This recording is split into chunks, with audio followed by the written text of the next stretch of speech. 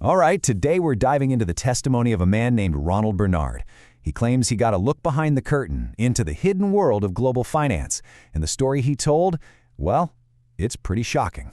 If you can't put your conscience in the freezer, don't get into this. Imagine being told that. That was the one condition, the one rule he says he was given before he could get a seat at the table with the financial elite. It's a chilling warning, and as you'll see, it was also a prophecy. And for a while, he claims he actually did it.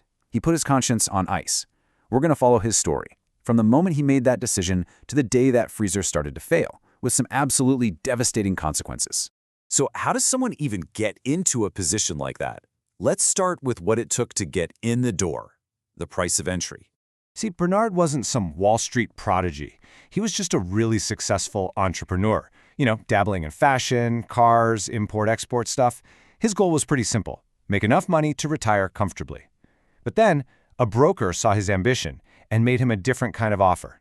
Stop everything else and just deal with money. He was being invited into a tiny, very exclusive circle that handled these massive global flows of cash. So you might be wondering, why on earth did he think he could just freeze his conscience? Well, Bernard said his childhood was basically a war zone. It taught him one thing above all else: self-preservation.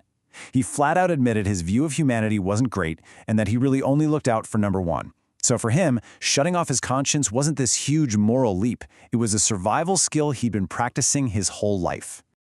Okay, so his conscience is on ice, and he steps into this shadow world. What was he actually doing in there? His main job, his whole function, was to be what's called a straw man. He was the legal front, the respectable face used to move enormous amounts of money for other people, making transactions that were, let's say, less than legal, appear completely legitimate on paper. He gives this really specific example from back in the 90s. He called it the Iraq Dollars scheme. So during the official oil boycotts, oil was still being sold under the table. Step 1, literally trucks full of cash from these sales would show up in bank basements. Step 2, his job was to use all these complicated legal structures to clean it. And finally, Step 3, he'd move that laundered money right back into the global financial system, where it looks like totally legitimate funds. And this should give you a sense of the level he was playing at. His clients weren't just some shady businessmen.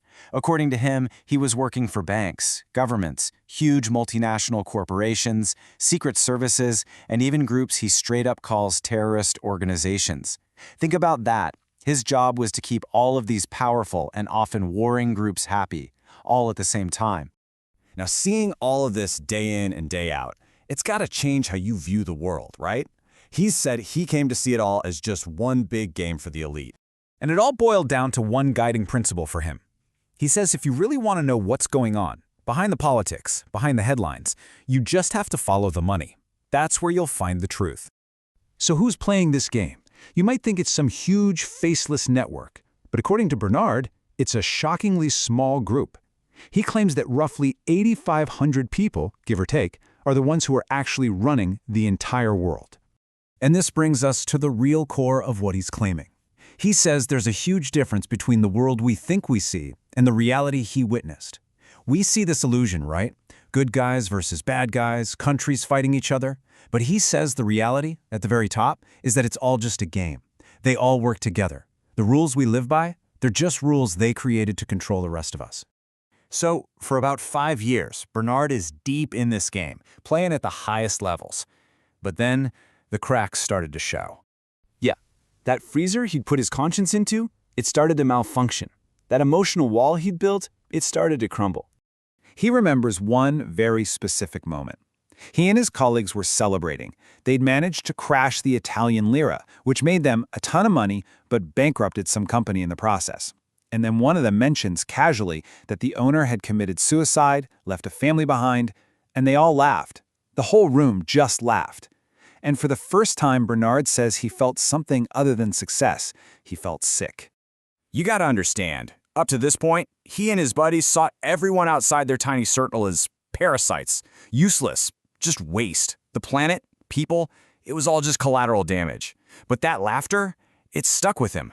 Something was definitely starting to change inside.